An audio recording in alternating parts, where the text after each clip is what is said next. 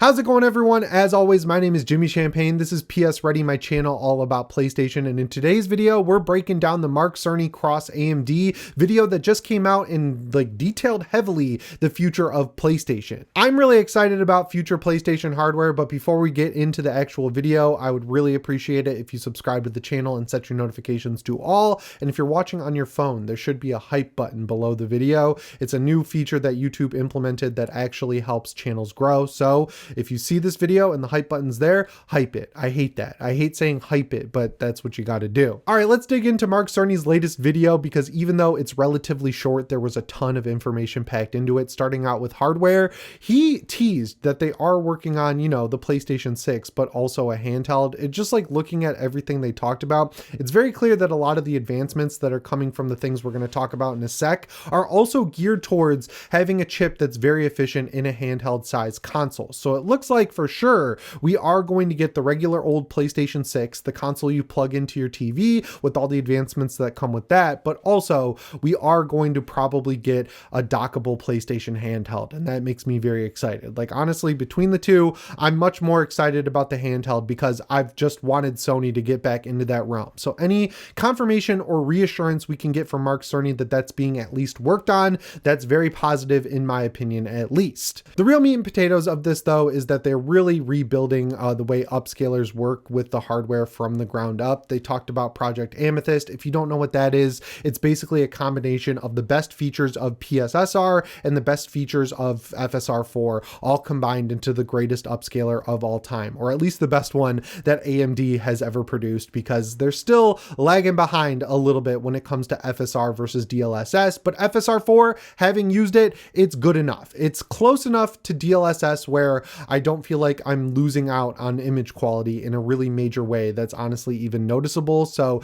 I'm glad that they're taking that tech and backporting it to first the PS5 Pro and then of course the PS6 and the handheld. And the reasoning they have to do this is because it's totally plateaued in terms of hardware. Like, the overall performance that they're getting from generation to generation of chip has completely plateaued. It does not scale well, and they've kind of relied on upscaling to fix that this generation, but it just hasn't really materialized in the right way. So what they've done, so the approach here is basically rebuilding the way the GPU handles image processing. So right now on the PS5 and PS5 Pro, there's compute units that all handle individual tasks, and then they combine it all together, they compress it, and then they spit out an image from the PS5 to your TV or the PS5 Pro. And it works. It's worked for this entire generation, but the only way to make it better is to use this neural array to let the compute units look at all the tasks that the console currently has coming from the game to the console to then your TV, and work together to process the higher load stuff first, and then go back to doing their individual tasks. And then backing that up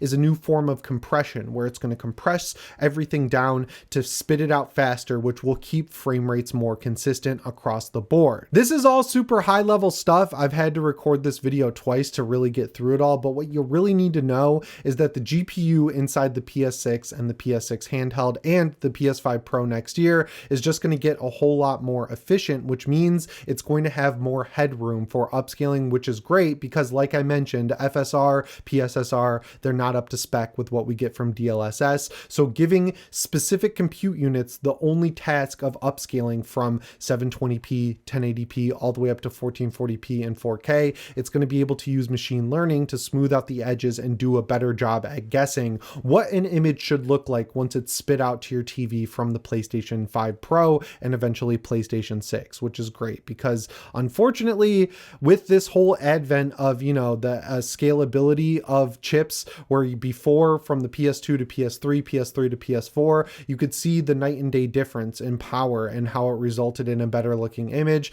that has completely plateaued. So like now you're getting small gains in that department. So they're focusing on other areas like upscaling, because if they want games to look and run better, they're going to need better performance. They can't get that better performance. They just need to focus on efficiency. So I'm glad that's what they're doing with this next generation of hardware. And then on top of that, with the more efficient chip that they're building, they're going to be able to dedicate cores of the chip to ray tracing. NVIDIA, once again, is far ahead on this. They have path tracing, they have ray tracing. When you buy an NVIDIA GPU or a Nintendo Switch 2, there are cores of the chip that are completely dedicated to ray tracing, so they are completely reserved for that. So you're not losing losing performance by processing ray tracing. And what that should result in is better frame rates when you're using ray tracing in combination with upscalers to not only get a good looking image, but better lighting that they're calling cinematic. And then you're not going to sacrifice majorly in terms of frame rate. I would expect, hopefully we could see 60 FPS across the board out of this, but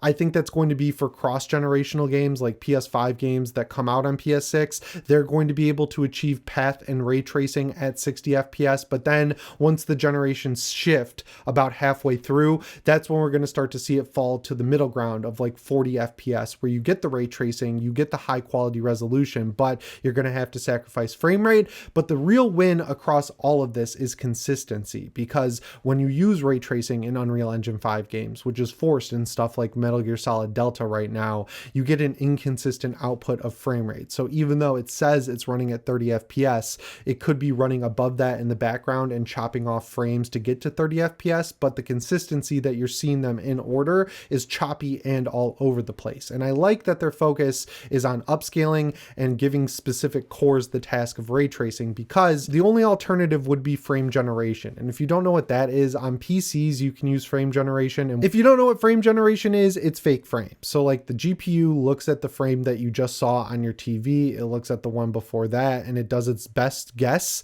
at what the next frame should look like. So it generates that through AI, it spits that out, and effectively it doubles your frame rate. So if you have a game that you're playing at 60 FPS locked and you use frame generation, it's going to output at 120 FPS by inserting AI generated frames in between. And the problem is, if you're running games internally at 30, yes, it will double you to 60 FPS, but those fake frames cause input lag because they're not real. They're fake, they're made by AI. They make the image look smoother, but you're not interacting with the real frame, so it introduces double the input lag. So what you want is a high input FPS. The higher the better. If you're running a game at 120, your fake frames are going to get you to 240. If you're using a 240 hertz monitor, that's going to look great, and it's going to play great because there's fewer fake frames being introduced, or they're being introduced at such a fast rate that they don't affect the input lag. The lower you go on that base input frame rate, the more annoying frame generation is going to be. So I'm really happy that in this whole talk about where the future is heading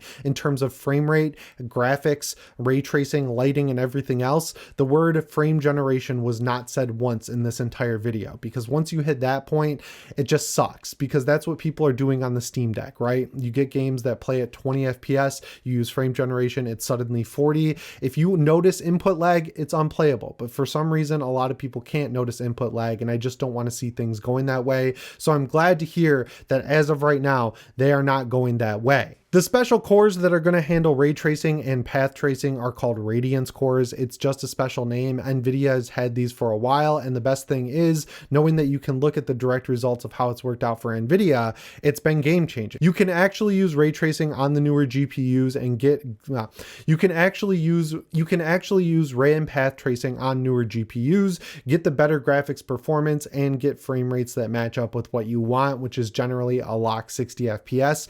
All of that tech is older at this point, which means it's going to be available for the PlayStation 6. So going into the next generation, I think it's clear that the focus is not going to be a huge advancement in terms of graphics, which honestly, I don't think we're ever going to see that again. Like if you play a game from 2015, like Metal Gear Solid 5, The Phantom Pain, it looks like it could come out today and with some minor improvements be a current gen game. That's because of that plateau in terms of tech where nothing's really advanced all that much. So I don't think we're going to see huge graphical upgrades. What we're going to see upgrades in is frame rate. What we're going to see upgrades in is ray tracing, lighting, and everything else. And of course, upscaling output resolution. So things are going to look a lot cleaner on a console, and that's great because it's not hopefully going to cause a massive increase in overall price. If you want those higher performance metrics you're seeing out of devices like the ROG Ally Xbox Edition or a 5090 GPU, that's going to be extremely expensive. But if you keep graphic benchmarks exactly where they're at,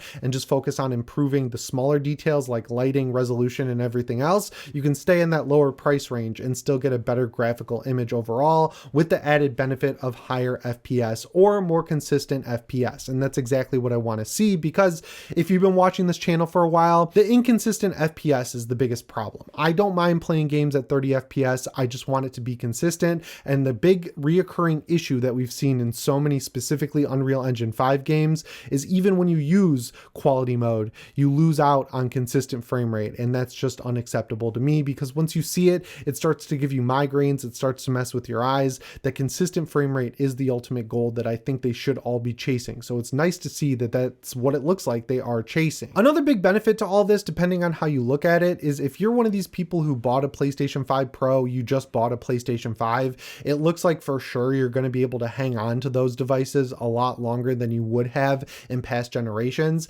I know that's how it shook out between the PS4 and PS5, but that was not the intent. I'm sure Sony would have loved to jump ship on the PlayStation 4 as fast as possible, but because of supply constraints and everything else, they just couldn't get enough PS5s out there to make it worth it, not only for them to abandon PS4, but also for other publishers like Capcom, Konami, Activision, everyone else. Like if there's 150 million PS4s out there and only 20 million PS5s, it doesn't make sense for them to abandon ship as fast as they did in past generations, because Sony couldn't meet the demand to continue the growth sector of the PlayStation 5. So they kept the PS4 around a lot longer than they wanted to. It looks like the focus going into the next generation is going to be purposely keeping the PS5 alive as long as possible. So their goal now is to grow the overall footprint of the PlayStation brand as a whole. If you're one of those people who loves buying new tech day one, that's going to be a bummer for you, because you're not going to see the PS6 push to its limits until towards the tail end of the generation like we're seeing now. But if you're one of those people who just wants a solid device to continue to play games on, it looks like you're going to continue to have that with the PS5 going into the next generation. And then you could even keep the PS5 or PS5 Pro around, and then when the handheld comes out, upgrade to that, and then split your time between those two devices and not really lose out all that much. So if the goal is to grow the overall footprint of the PlayStation brand and not just immediately move on to the next great console, I think that's being set up really well by Sony and now AMD to be the case. And I think that's important, because Xbox with their Magnus chip, Moore's Law is dead. My buddy Tom just did a huge breakdown of that chip. It's going to be very powerful, definitely more powerful than what we're going to see in the PS6. But the big drawback there is that because Microsoft is going for more power, there's no way around it being way more expensive. It's looking like it's going to be an $800 chip at the minimum, whereas the PS6, what Sony is targeting with more efficiency and more consistent performance out of the chip that they're using,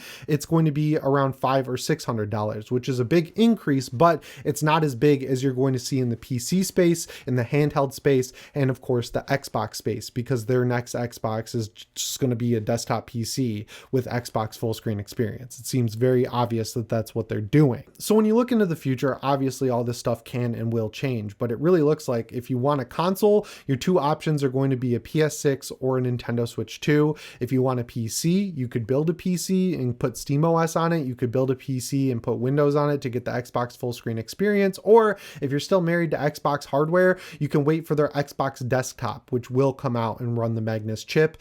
That will help with the optimization of PC games. Like they'll have a specified spec for that Xbox branded device. But in terms of just having a plug and play, simple to use console with good performance across the board, it looks like your best choice is going to be the PlayStation 6. So all these videos we've done, or I've done, and other PlayStation YouTubers have done about the console war being over, it's officially over. PlayStation has the console space locked down, and that's why it's good that they're reinvesting in getting more consistent performance out of cheaper priced tech, because that's what the console space exists to be. Anyway, guys, that's all I've got for you in this one. As always, my name is Jimmy Champagne. I'll see you in the next one. Thanks for watching, and shape on.